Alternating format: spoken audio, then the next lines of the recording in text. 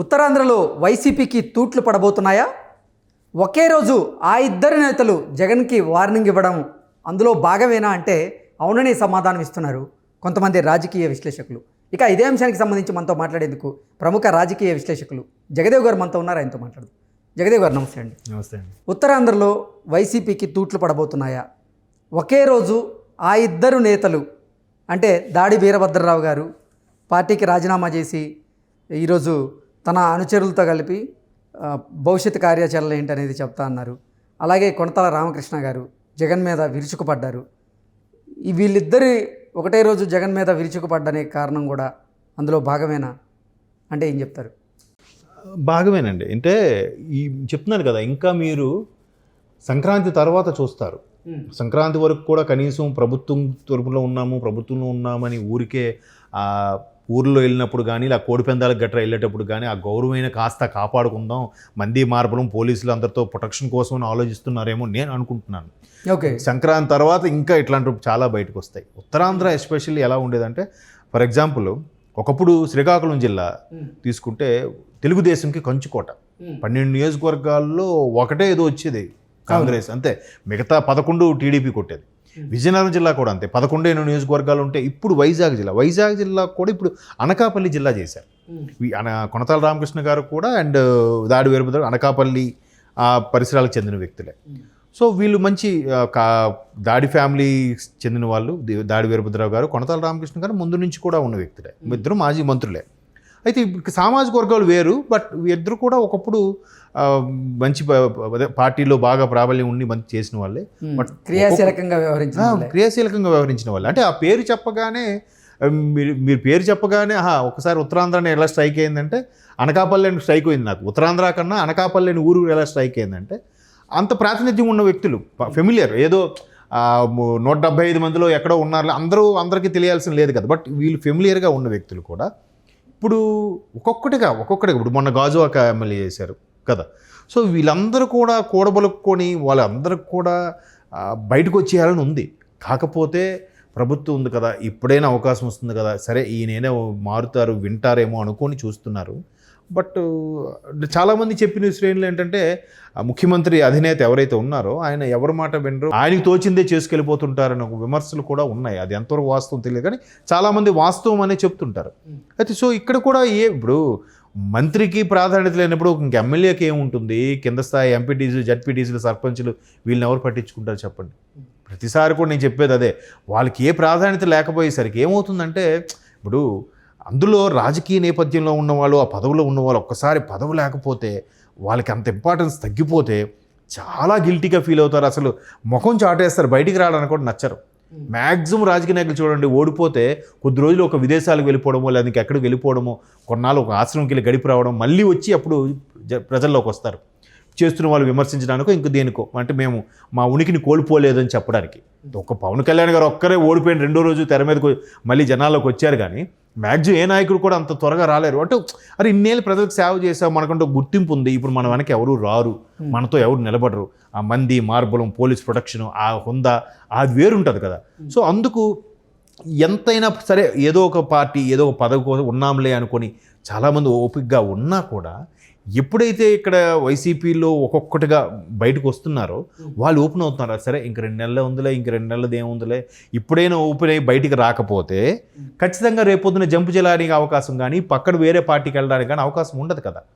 ఇప్పుడు ముందుగా బయటకు వస్తే కనీసం అర్జీ పెట్టుకోవడానికి క్యూ లైన్లో ఒక ముందు వరుసలో ఉండడానికి అవకాశం ఉంటుంది.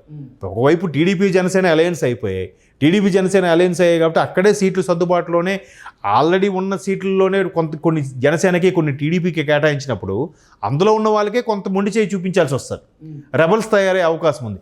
ఇంకా మీరు వీళ్ళందరూ వస్తే ఇంకెప్పుడు వీళ్ళకి ఇస్తారు? అలాంటప్పుడు కాస్త ముందుగా తేరుకొని వెళ్తే కనీసం నాకు నామినేటెడ్ పోస్ట్ అయినా, ఒక ఎమ్మెల్సీ పోస్ట్కైనా రిక్వెస్ట్ పెట్టుకోవడానికి ఉంటుందని ఇప్పుడిప్పుడుగా ఒక్కొక్కరు బయటకు వస్తున్నారు. వీళ్ళిద్దరూ మంచి వేరు, ఒకరు గవర్లు అంటారు, అనకాపల్లి గవర్లు అంటే మంచి ఇది ఆ సామాజిక వర్గం చెందిన వ్యక్తి దాడి వీరభద్రరావు గారు.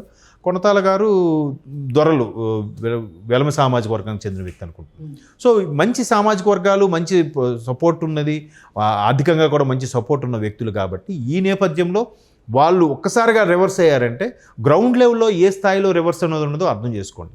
కార్యకర్తల నుంచి వచ్చే ప్రెజరు దాన్ని బట్టి కూడా వీళ్ళు బయటకు రావడానికి ప్రయత్నిస్తున్నారు. కొంతమంది ధైర్యం చేసి ముందే వస్తున్నారు, ఇంకొంతమంది సర్లే చూద్దాం. ఇద్దరితో పాటుగా చాలా మంది నాయకులు కూడా, ప్రధానమైనటువంటి నాయకులు కూడా ఉత్తరాంధ్రలో వైసీపీకి దూరం కాబోతున్నారు, భవిష్యత్తులో ఇక ఉత్తరాంధ్రలో వైసీపీకి తూట్లు పడడం ఖాయం అంటూ కూడా కొంతమంది రాజకీయ విశ్లేషకులు వారి దైన శైలిలో విశ్లేషణ చేస్తున్నారు. అవునండి, ఎందుకంటే మీరు అబ్జర్వ్ చేస్తే ఉత్తరాంధ్ర ఎస్పెషల్లీ వైజాగ్ నుంచి అటువైపు శ్రీకాకుళం, విజయనగరం, వైజాగ్ ఈ మూడు కూడా సామాజిక వర్గ ప్రాధాన్యత ఉండదండి ఎప్పుడు రాజకీయాలు మాత్రం. అక్కడ వ్యక్తిని లేదా పార్టీని చూస్తారు, వ్యక్తి బాగా పనిచేస్తున్నారా లేదా పార్టీ బాగా పనిచేస్తున్నారా తప్ప పర్టికులర్గా కొన్ని జిల్లాలు, ఇప్పుడు కృష్ణా, గుంటూరు లాంటి జిల్లాల్లో మనం అబ్జర్వ్ చేస్తే సామాజిక వర్గం ప్రాధాన్యతతో ఎక్కువగా ఉంటుంది. బట్ అక్కడ సామాజిక వర్గ ప్రాధాన్యత ఉండదు. బట్ అటువంటి సామాజిక వర్గ ప్రాధాన్యత లేని ఆ జిల్లాల్లో కూడా ప్రాధాన్యత తగ్గిపోతే ఇంకా వైసీపీకి చాలా ఇబ్బందులని నా అభిప్రాయం. ఎందుకంటే వైజాగ్ క్యాపిటల్ చేస్తారన్న అంశం చాలామందికి ఇష్టం లేదు. Vizag already well developed city, well established city. దీన్ని ఇంకా క్యాపిటల్ చేసేది, దీనికి అన్ని సహజసిద్ధంగా, ప్రకృతి సహజసిద్ధంగా కానీ నేవల్కి సంబంధించింది కానీ అన్ని రకాలుగా సెంట్రల్ డిఫెన్స్ సంబంధించిన కూడా చాలా ఉన్నాయి కదా. ఎన్ఏడి ఉంది, అది నేవల్కి సంబంధించి ఉంది, పోర్ట్ ఉంది. ఇంకా రైల్వే జోన్ కోసం ట్రై చేసి ఇంకా డెవలప్ చేసుకుందాం. నెక్స్ట్ వైజాగ్కి పీస్ఫుల్ సిటీ అని పేరు ఉంది. సో రాజకీయంగా పరంగా క్యాపిటల్ చేస్తే ఆ పీస్ఫుల్నెస్ పోద్దు కదా. అక్కడ ఉన్న ప్రజలందరూ కూడా ఒక్కసారి ఇబ్బంది పడతారు కదా. అందుకు చాలామంది వరకు ఇష్టం లేదు. బట్ సరే గవర్నమెంట్ చేశారా, అదైనా క్యాపిటల్గా పెట్టారా, అది లేదు. సో ఇవన్నీ కూడా వాళ్ళకి బాగా డైజెస్ట్ అవ్వట్లేదు. ఆ పథకాలు అన్నారు, పథకాలు కూడా సరిగ్గా ఎవరికి లబ్ధి రీచ్ అవ్వట్లేదు. ఒకవేళ ఒకే ఇంట్లో ఇద్దరికి ఆధార్ లింకప్ చేస్తే ఇంకోటికి రావట్లేదు. ఇట్లాంటి చాలా సమస్యలు ఉన్నాయి. వీటన్నిటిని కూడా ఉత్తరాంధ్ర వాళ్ళు ఏంటంటే అంత ఉద్యమ స్ఫూర్తితో రోడ్డు మీదకి ఎక్కే మనుషులు కాదు కాబట్టి ఇవన్నీ ఓటుతోనే చూపిస్తారు. సో అలాంటి నేపథ్యం ఉన్న ప్రాంతం కాబట్టి ఇప్పుడు రాజకీయ నాయకులు వీళ్ళైతే ఉన్నారో వీళ్ళు బయటికి వస్తున్నారంటే ఖచ్చితంగా కింద కార్యకర్తల సెగ తగిలిబట్టే వీళ్ళు కూడా ఓపెన్ అయ్యి బయటకు వస్తున్నారు. వీళ్ళతో పాటు మరికొంత నేతలు కూడా ఉమ్మడి విశాఖ జిల్లాకు సంబంధించి ఇంకొంతమంది బయటకు వచ్చే అవకాశం ఉంది. అదే చెప్తున్నారు కదా, మీరు సంక్రాంతి వరకు ఓపిక పట్టండి, సంక్రాంతి తర్వాత ఇంకెంతమంది బయటకు వస్తారో చూద్దాం. ఓకే జయదేవ్ గారు, thank you so much. Thank you. ఉత్తరాంధ్రలో వైసీపీకి తూట్లు పడబోతున్నాయా? ఒకే రోజు ఆ ఇద్దరు నేతలు జగన్కి వార్నింగ్ ఇవ్వడం అందులో భాగమేనా అంటే అవునని సమాధానం ఇస్తున్నారు కొంతమంది రాజకీయ విశ్లేషకులు. ఇక ఇదే అంశానికి సంబంధించి మనతో మాట్లాడేందుకు ప్రముఖ రాజకీయ విశ్లేషకులు జగదేవ్ గారు మనతో ఉన్నారు. ఆయనతో మాట్లాడదు.